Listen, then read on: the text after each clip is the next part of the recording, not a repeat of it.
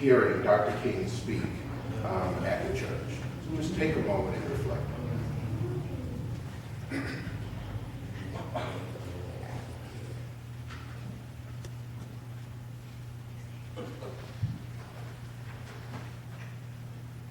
Thank you very kindly, my friends. You know, it's always good to have your closest friends and associates to say something good about you. As I listened to Ralph Abernathy in his generous and eloquent introduction, and I then thought about myself, I wondered who he was talking about. And I'm delighted to be here tonight in spite of a storm. And you have revealed to me that you are determined to go on anyhow. Something is happening in Memphis, something is happening in our world. And you know, if I was standing at the beginning of time with the possibility of taking a kind of general and panoramic view, the whole of human history up to now, and the Almighty said to me, Martin Luther King, which age would you like to live in? Well, I would take my mental flight by Egypt. And I would see God's children in their magnificent trek from the dark dungeons of Egypt through, or rather across the Red Sea, through the wilderness, on towards the Promised Land. And in spite of its magnificence, I wouldn't stop there. I would even go on and take my mind to Mount Olympus. And I would see Plato, Aristotle, Socrates, Euripides, and Aristophanes assembled around the Parthenon. And I would watch them around the Parthenon as they discussed the grand eternal issues of reality, but I wouldn't stop there. I would even go on by the way the man for whom I'm named had his habitat. And I would watch Martin Luther as he tacked his 95 theses on the door of the Church of Wittenberg, but I wouldn't stop there. I would go on by the way of 1863 and see a president by the name of Abraham Lincoln finally come to the conclusion that he had to sign the Emancipation Proclamation, but I wouldn't stop there. I would go on by the early 30s and see a man grappling with the problems of the bankruptcy of his nation, yet come with an eloquent cry, we have nothing to fear but fear itself, but I wouldn't stop there. Strangely enough, I would turn to the Almighty and say, if you allow me to live just a few years in the second half of the 20th century, I will be happy. Now, that's a strange statement to make. I know it's a strange statement to make.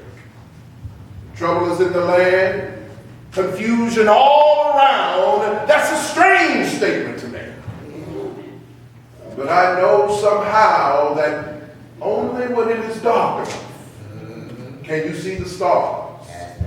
And I can see God working in this period in a way that men in some strange way are responding. Something is happening in our world.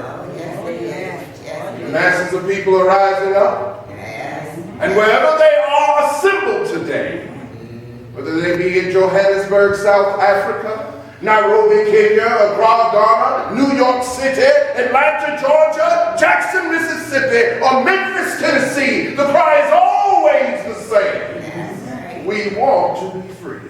And I'm just happy that God has allowed me to live in this period and see what is unfolding. Men through history have been trying to grapple with it. But the demands didn't force them to do it. Survival demands that we grapple with it today. Men for years have been talking about war and peace. Well, no longer can they just talk about it. No longer is the question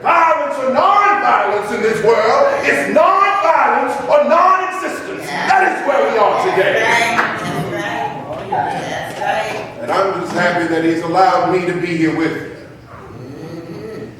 I can remember the first time when I was in New York City, autographing the first book that I had written. And I was sitting and I heard a woman ask, "Are you Martin Luther King?" And I was looking down writing, and I said, "Yes." The next thing I knew, I felt something beating on my chest. And I had been stabbed by this demented woman. I was rushed to Harlem Hospital. It was a cold, dreary Saturday afternoon.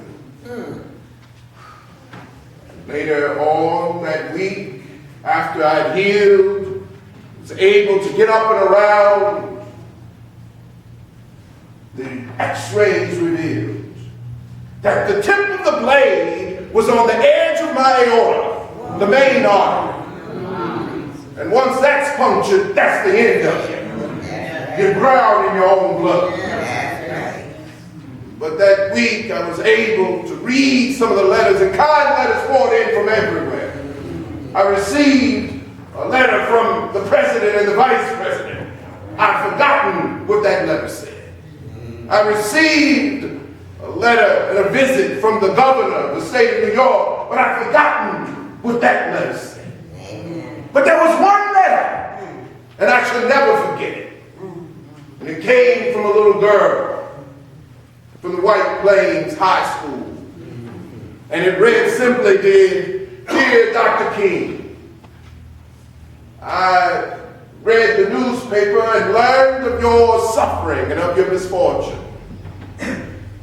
And while it should not matter, I'd like to mention that I'm a white girl. They said that if you had sneezed, you would have died. And I'm just right to say that I'm so happy that you didn't sneeze. And I too am happy that I didn't sneeze. Because if I had sneezed, I wouldn't have been around here in 1960. When students all over the South began sitting in lunch counters. And as they were sitting in, I knew they were really standing up for the best in the American dream and taking this great nation to those deep wells of democracy that were dug deep by the founding fathers in the Declaration of Independence and the Constitution. If I had sneezed, I wouldn't have been around here in 1961 when we took a ride for freedom and ended segregation in interstate traffic.